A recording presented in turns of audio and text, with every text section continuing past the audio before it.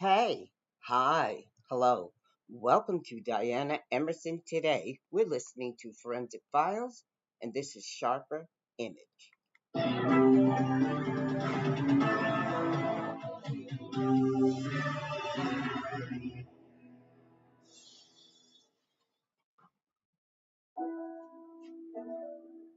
Single mothers who raise children alone often make enormous sacrifices to make ends meet. Karen Ferger was no exception. She worked the night shift at a food processing plant, so she hired an acquaintance, Jack Hubble, as a live-in babysitter. It's just a typical working class family with a single parent that's trying to make ends meet with the children. On October 3rd, 1997, Jack Hubble and his wife woke up and realized that 9-year-old Shara Ferger was missing. The Hubbles had contacted a few of the neighborhood friends, and they began searching around to see if she was still somewhere in the neighborhood. I felt scared. I was nervous. I just felt like something happened to her because there was part of me that died. At 3:30 that afternoon, the search for Shara ended. She was found in a field 300 yards from her residence, had been repeatedly stabbed and left for dead out in the field. I tried jumping the fence, but the cops held me back. And when the paramedics came and they didn't get out, I knew that she was gone. It's kind of a scary thing. When you have kids like this, it's a scary thing to think that somebody's running around out there like that. You never really know who your neighbors are. This was a quiet community neighborhood, and now all of a sudden it's something everybody's going to remember as something sad. Investigators immediately questioned Jack Hubble since there was no sign of forced entry to the house, and he was the last known person to see Shara alive. He said the night before, Shara and her brother Joseph had fallen asleep on the sofa while watching television. Hubble said he turned off the TV, covered them up, and went to bed. Later, Joseph came into his bedroom frightened. Joseph heard noises, pots and pans rattling in the kitchen. It startled him. Jack didn't really ask him why he was scared. He just said, yeah, go ahead and you can sleep in the bed. Joseph said Shara was still asleep when he went into the Hubble's bedroom. Karen was suspicious, but she wasn't willing to believe Jack Hubble had anything to do with Shara's murder. I wasn't sure he was capable of doing something like that.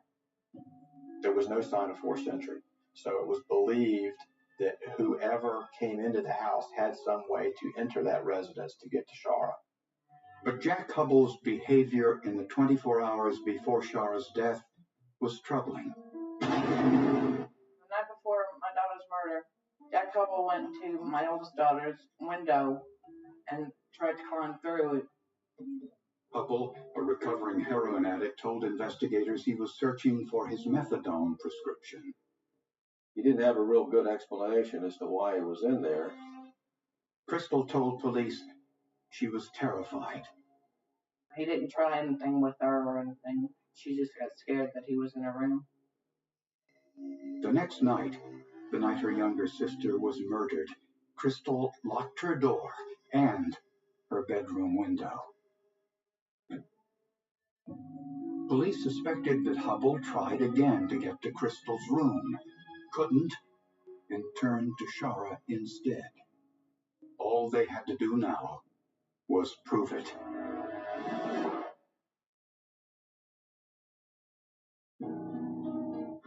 The senselessness of Shara Ferger's murder shocked everyone in Blanton, Florida, and the case made the national news.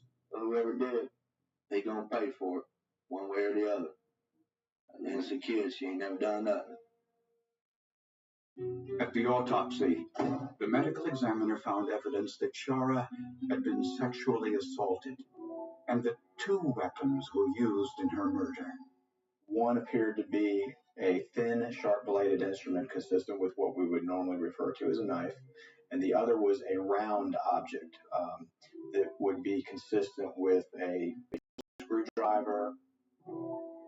Two different weapons raised the possibility of two perpetrators. The medical examiner also found a bite mark on Shara's shoulder and 4 human hairs with the roots attached. It appeared the hairs had been ripped from someone's head during a struggle. They obtained a DNA profile from that hair root. That DNA profile was then compared to the DNA swab taken from Jack Hubble, and there was no match. And the bite mark impressions didn't match Hubble either. After 5 days in custody, Jack Hubble was released. It was obvious that she had not left the neighborhood, that more than likely the suspect had come into the neighborhood and was had to have been either seen by someone or possibly knew someone that lived in the neighborhood. So investigators asked all the men in the neighborhood to provide teeth impressions. This generated an important lead. A forensic odontologist identified Dale Morris, who lived down the street from the Fergers, as the person responsible for the bite mark on Shara's shoulder. He told them, "That's your man, arrest him." So that's how that went. Morris, a married father of a teenage stepdaughter, adamantly denied any involvement in Shara's murder. I wasn't too crazy about Dale Morris. I just believe he's guilty. Something in me tells me that he's guilty. No, I didn't fight her.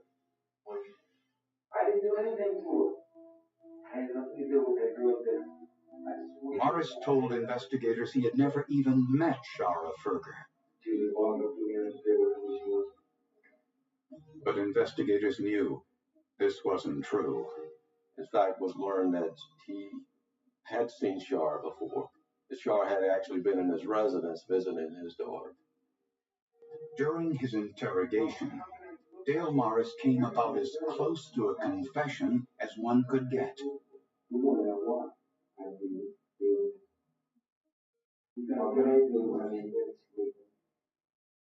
Which was a spontaneous utterance, basically indicating that if he had done the crime, he must have done it in his sleep. Based on the bite mark identification and his statement to police, Dale Morris was charged with first-degree murder. Tom Hanlon was the public defender assigned to Dale's case. He described the so-called confession as preposterous. He made us say, well, that happened. It had to happen when I was asleep, because I never went over there. And so, was that a confession? No, that was a guy trying to politely tell him to go drink ice water with the devil, is what that was. Convinced the bite mark evidence against his client was flawed, Hanlon wanted a second opinion. So he called Dr. Lowell Levine, a forensic odontologist who had been involved in a number of high-profile cases. Dr. Levine believed the photographs of the bite mark were too blurry for a quality analysis. They told Mr. Hanlon to make a very long story short, that it would be a good idea if we could digitally clarify the police photographs. So Hanlon called NASA, who were experts in the field of digital photo enhancement. NASA recommended using Lucis, a cutting-edge software that would sharpen the images considerably. The human eye can discern about 32 levels of contrast. A typical photograph has 255 levels of contrast. This means that there's a lot of image information that our eye just can't discern because the differences in contrast just isn't big enough for us to register it. What Lucis does is it makes those small differences in contrast large enough for us to be able to see.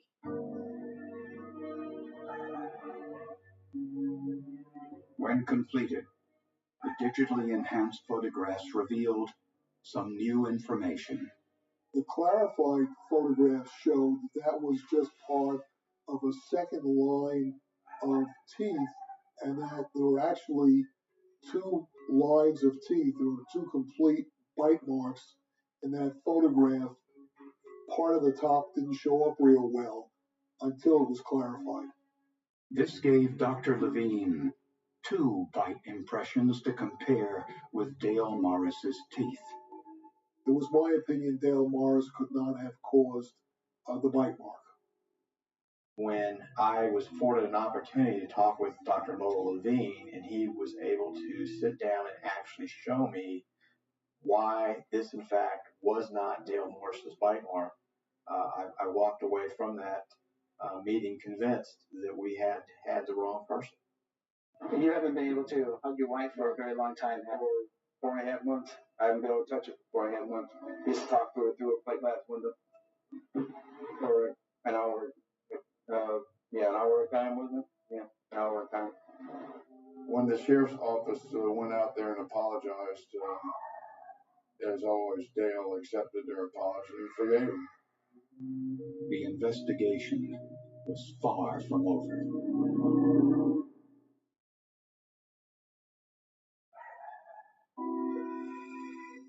Homicide investigators identified 2 suspects in the murder of 9-year-old Shara Ferger. The child's babysitter, Jack Hubble, and a neighbor, Dale Morris. I believe he was guilty. I believe Dale Morris was guilty. But both men had been excluded by the forensic evidence. By now, 6 months had passed, and the case was cold. We found ourselves yet again in a position where we really did not know who committed this offense. And the people in the community were getting very upset. I'm still scared that there could be someone else. Everybody's been on edge. Nobody trusts anybody. They walk down and burn a castle, but people are still looking around, wondering who it was, who could it be. We worked very hard to try to go back and refocus this investigation. We knew we had to solve it. We knew that we couldn't just leave it. So investigators re-interviewed people in Shara's neighborhood looking for anything that might have been overlooked. They started with Shara's uncle, Gary Cochran, who was with Shara at a neighborhood carnival on the afternoon of her murder. Whoever did it, they gonna pay for it, one way or the other. An innocent kid, she ain't never done nothing. We never got along. After me and Shara's dad split up, for some reason he hated me because I wouldn't let Shara visit her dad. And Cochran knew that the Ferger's side door lock was broken, which is how the perpetrator entered the home. However, Cochran said he had an alibi for the night Shara was killed. An elaborate story that he had been out drinking and wasn't even in the area, and that he ended up partying with some other people. We checked out his alibi, and we found that he wasn't telling us the truth. Cochran willingly provided a DNA sample which did not match the hair from the crime scene.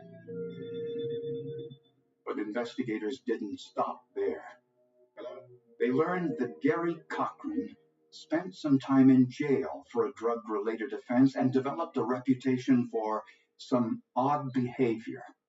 Interviewing inmates in the jail, it was determined that he had bitten approximately 6 inmates while in jail with them. Others said the same thing. His ex-wife stated that during sex with Gary Cochran that he often bit her to the point that he would draw blood. This was significant to the investigation since Shara Ferger had been bitten by her assailant. So investigators took molds of Cochran's teeth and sent them to forensic odontologist Dr. Lowell Levine. Almost immediately, Dr. Levine noticed something distinctive. Mr. Cochran had 2 very unusual characteristics there. He's got a space between 2 premolars. One is rotated, the other one is either deformed or in some way has been broken. And they left very distinctive bite marks or patterns in the tissue. But were the molds of Cochran's teeth consistent with the bite marks on Shara Ferger's shoulder? I then told the detectives that it was Cochran. Cochran was incredulous. He insisted he was innocent, just like Jack Hubble and Dale Morris. He said he was falsely accused. Gary Cochran indicated that he had been with her earlier that evening and playfully may have bitten her on the shoulder. So investigators asked Dr. Levine if the bite mark could have happened hours earlier at the neighborhood carnival. In my opinion, it looks more like a perimortem injury, an injury which occurred around the time of death. It just doesn't look like a 6-hour-old injury to me. But if Cochran was involved, he had an accomplice who was the source of the DNA. We knew that to solve this case, to get to the bottom of this case, we had to find the DNA source that matched those hairs.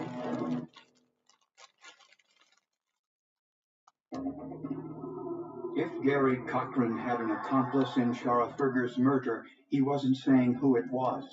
We knew that there was a missing piece of the puzzle, somebody that we had to match up to the DNA from the hair that was found on her body.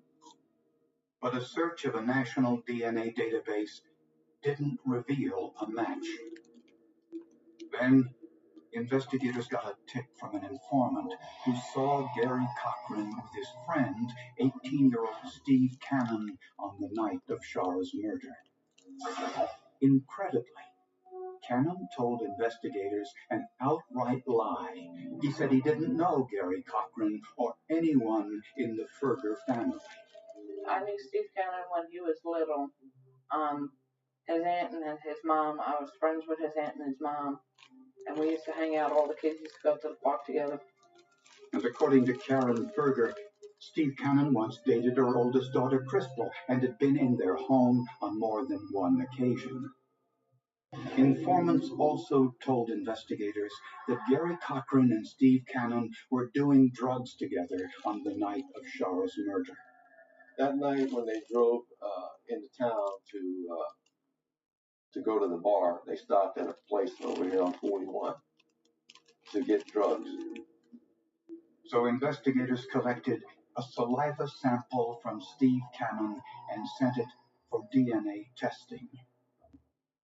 8 weeks later, they got the answer they'd been waiting for. With the DNA, we had a very concise determination finding 1 in 2.9 billion that those hairs on the body belonged to Cannon. And that was conclusive evidence. It was totally unrefuted by any other evidence whatsoever. It was like finding the silver bullet. It was a shock. It was a big relief. Based on the forensic evidence and eyewitness accounts, prosecutors believe that Gary Cochran and Steve Cannon were drinking in a local bar on the night of the murder and also bought crack cocaine. Sometime after midnight, prosecutors believe that the two went to the Ferger home and entered through the side door, which Cochran knew was broken. The noise woke Joseph, who ran to his babysitter's room, leaving Shara alone in the living room. The two men may have gone to Crystal Ferger's room first, but it was locked. Then they saw Shara in the living room. No one knows how they persuaded her to go outside. Cochran and Cannon, high on drugs and alcohol, put Shara in the car and drove to the field 300 yards away. But Shara fought back. She told Cannon's head hairs, which led to the DNA match. And Gary Cochran's bite mark implicated him as well. I don't think this case would probably ever have been solved without the bite mark or the hairs. I don't know that we would have ever been directed, particularly not to Stephen Cannon, had we not had the DNA evidence. Well, I believe the Sheriff's Department did a real good job. I was very satisfied with their work, even though it took so long for them to come up with criminals. They're just doing their job and trying to arrest the right person. Well, both individuals were ultimately indicted by the grand jury on the charge of first-degree murder. In September of 2005, Gary Cochran and Steve Cannon were tried and convicted of first-degree murder. It was sentenced to life in prison without parole. The forensic evidence exonerated two innocent men and brought justice to the two who were responsible. This was a case that, without forensic evidence, possibly would have been unsolved. It was a case where you had, first time for me, of forensic odontologist involving a bite mark. We would have never learned of Steve Cannon had there not been a match to Gary Cochran's bite mark. I guess there would be one thing that you could say about this case, looking at all the circumstances involved, Dale Morris to Gary Cochran to Stephen Cannon, and that is that the system works.